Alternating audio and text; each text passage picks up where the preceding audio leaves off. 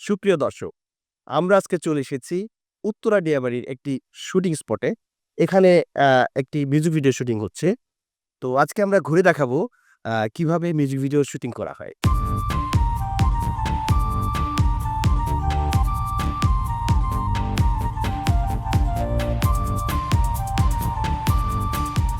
ভাইয়া আপনার নামটা কি? আমার নাম বর্ণ রাজু। আচ্ছা, বর্ণ নামে বেশি চিনা। আচ্ছা, আচ্ছা। বেসিক্যালি আমি টিভি নাটক বা ইউটিউবের নাটকেই অভিনয় করি। ক্যারেক্টার আর্টিস্ট হিসেবে কাজ করছি। গল্পের প্রয়োজনে প্রধান চরিত্রও করি।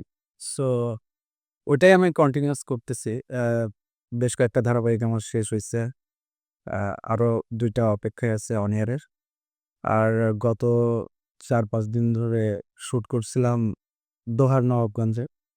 আ প্রতীক সাধন পরিচালক। প্রতীক সাধন ভাইয়ের ২ টা সিঙ্গেল নাটকের কাজ করে আসছি এখন। তারপর এখানে। আবার কালকে আবার চলে যাবো দোহার নবাবগঞ্জে, ওখানে আবার শুট আছে। বেসিক্যালি আমার ব্যস্ততা যায় টিভি নাটক, ইউটিউবের নাটকে অভিনয় করে আরকি। আচ্ছা, আপনার কোন সেক্টরে কাজ করতে বেশি ভালো লাগে? সেটা কি নাটক সেক্টরে না মিউজিক ভিডিও? কোনটা আপনার কমফোর্ট মনে করেন বা আমার হ্যাঁ, বুঝতে পারছি। আমার কমফোর্ট জোন হচ্ছে অভিনয়। আসলে নাটকটাই করতে আমি বেশি স্বাচ্ছন্দ্য বোধ করি।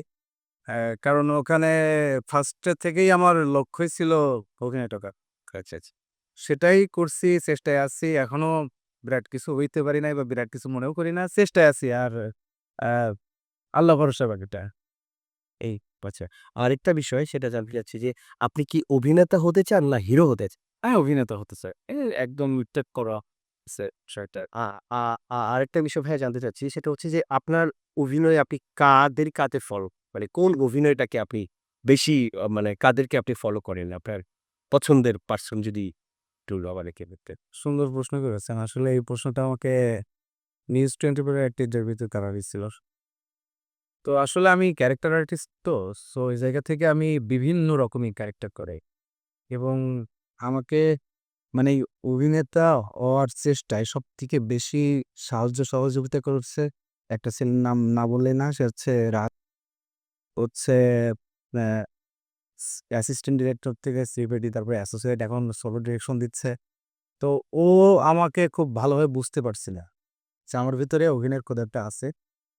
তো আমাকে অনেক হেল্প করছে। আর আমি যে ক্যাটেগরির কাজ করতে পছন্দ করি ব্যক্তি হিসাবে বা আমি ভিতর থেকে চাই, ওই ক্যাটেগরির কাজটা এখনো করা হয়নি। তবে অপেক্ষায় আছি। হয়তোবা সামনে ইনশাল্লাহ আল্লাহ চাইলে হয়ে যাবে। আর আমি ফলো বলতে হ্যাঁ, একেকজনকে ফলো করে। আমি ফলো করি ছোটবেলা থেকে যারা আমি চরম লেভেলের ভক্ত ছিলাম। জিয়াউল ফারুক অপূর্ব ভাই।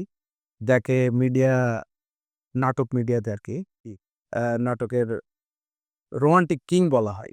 তাকে আমি ফলো করতাম এবং এখনো করি। খুব ভালো লাগে।